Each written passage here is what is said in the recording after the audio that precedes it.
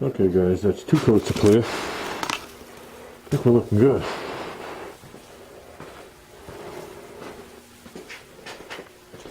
Wet. So, did get 1 or 2 speckles of dirt right in the front edge. If you guys saw me peel that tape away, there was something in the gutter. And between the time of me doing that and coming back out here, I forgot to blow the gutter out. So some of it I picked out with a toothpick while the first coat of clear was wet. And that was after I tacked it. It blew out of it.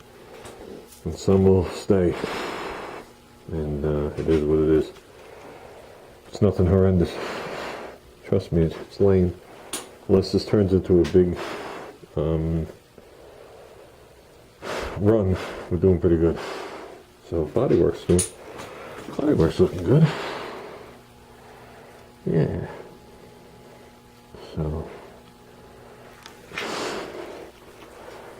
Okay. We're set up for another coat. I'm going to come back out here in about 20 minutes. And we'll put the last coat on and call it good. Take a shower, I'm going out. I've had enough. As you can imagine. As long as this one doesn't run, anything after this will be gravy. So, okay guys. I'm liking it. I'm liking it. It's amazing how pink can turn to red when you put clear on it, huh?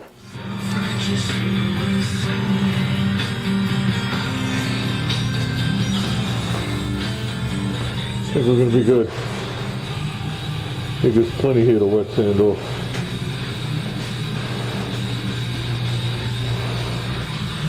So I just sprayed it. It hasn't even flattened out yet. So I lowered it back down. Just clean out the gun, call it good. Happy. Okay guys, let's give this thing a quick walk around. It's only been a little bit of time. Laid the fenders back on, which have ice droplets on them from being outside. But this is the first time the nose has been unmasked in months.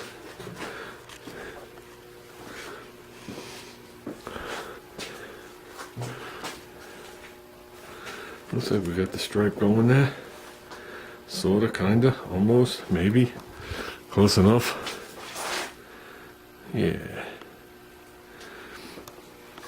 I can see the way the light hits the red in different ways. It's different shades. Same with the blue here.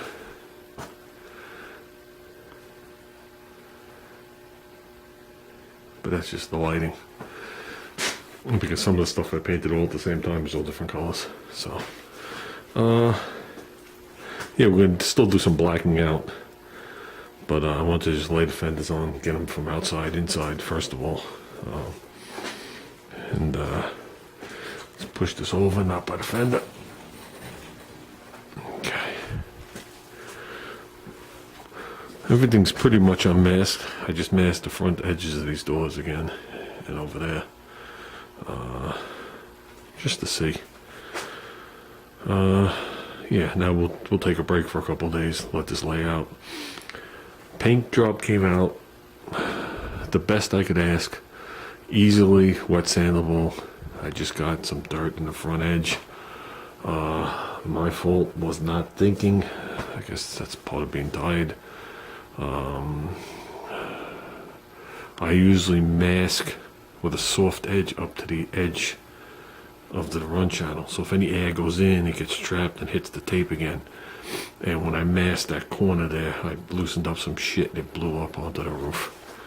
Not a ridiculous amount. We'll work on it. We'll see what comes out and what the deal is.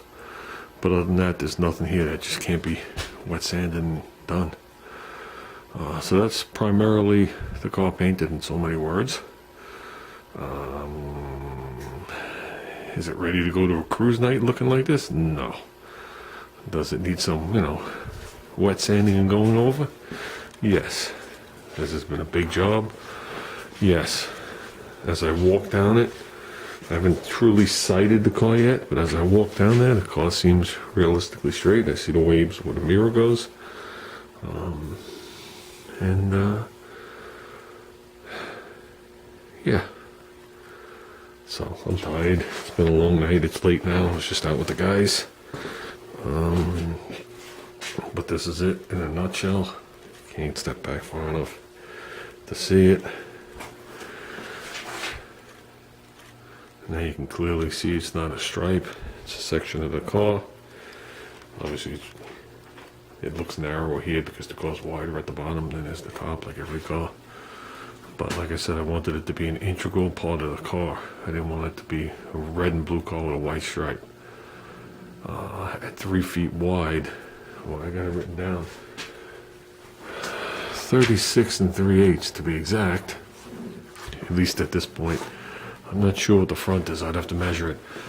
These lines V inward, but you got to go with the body line. You can't just pick.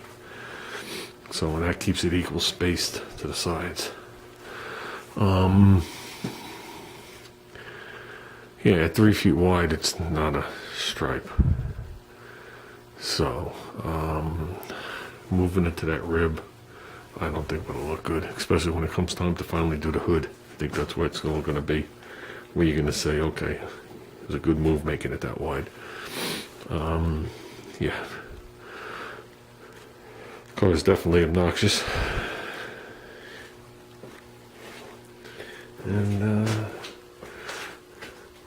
Junior called me while I was out, and he was ecstatically happy. And that's all that matters. So, how do I like this as opposed to before I wet sanded it and cleared it? This is 1,000 times less trash in it. I had trash speckled across the wheel well before that I had to get out, but it was just dust nibs. The stuff I got in the front is actual dirt. And well, dirt, it could be flaked out paint, whatever it is, it doesn't matter what it is. I'm used to, or I was shown, that if you get a little piece of dirt in there, if it's early on in the clear coat, you just pick it out with a toothpick. And then when you by the time you're done clearing it, it all blends away. Whatever this was, it was coming apart. The clear was holding it back. So I would have to say that it was paint flakes, which is my fault. But a lot happened here in the last 2 days for me not to have some kind of problem. That would have been like a miracle. I'm just ecstatic that these lines are straight. Holy shit, I got them straight. We got them straight. We got them straight, and we're still talking. So, yeah. So, and now you got to picture it. There's going to be 4 stainless steel strips in the center of Tom Noble's bolts around. I got to do something to fill these 2 little holes here. I'm going to get matching whatever I got from Tom Noble from the marine store and just screw them in there. Believe it or not, in there you could just make it out if you move it right. On both sides is that tape where the hinges go. I still can't believe that there's so much work done to this car that you almost don't see masking tape.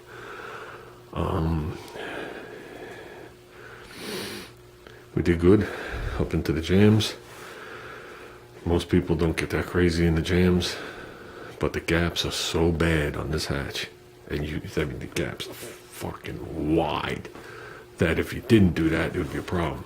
Now I just gotta technically bolt the hatch onto this car and mask it right to the car, and mask off the whole car again, underneath the hatch and everything. We're gonna paint the inside of the hatch. We're gonna sand it, and we're gonna paint it white. I would like to paint it the red, actually. This red matches the interior pretty good, but unless I buy more red, I ain't wasting the red I have for it. So I'll probably just paint it white and call it good. I think if I did it like a satin black, which I could do that too, I could cheap out and just satin black it. I could do all the colors, let it sit, and just satin black it with an aerosol can, sand it. But either or, however we do it. Or I could get the interior color. I think it's russet. For some reason that just sounds right. And do that. The inside of the hood's going to be white, and the top will look like that. So, yeah, like I said, it's been a while since we've seen up front. Let's take a look. These should melt away pretty quick. Ah, there you go. They're not frozen anymore. When I turn off the camera, I'll wipe them off. Shouldn't spot, but we should be good. We are going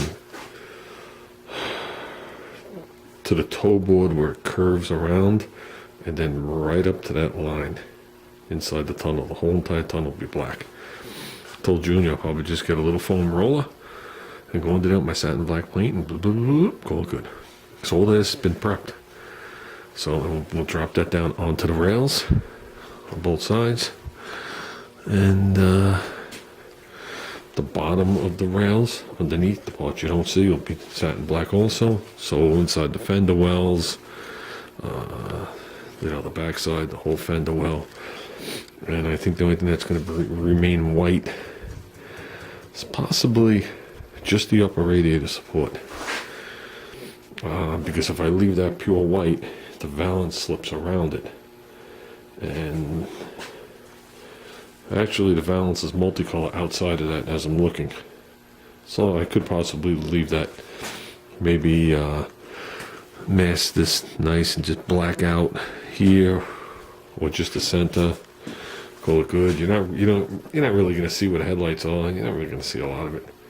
So we'll decide. We got time. So like I said, these fenders are just laying here. I don't want to keep taking them on and off with the risk of scratch and everything. So that's it, guys. This is what we've been waiting for. So now let's just let it sit. So I'm leaving the heat on kinda in here. I'm going to try and keep it in the mid-60s. That should be more than good. As long as you don't get the cold flash and the dew across it, you should be good. Keep it at a cooler temperature like this, and this shit will fly out. This shit seems to fly out for days. If you see any kind of texture come back 2 days later, it could be gone. Yeah, I'd hate to put any kind of cover on this stuff for a while. So at least these got a little sunlight, just a little bit.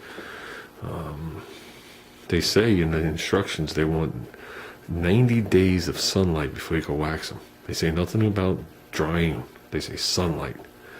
So, okay, guys, I'm gonna call it good.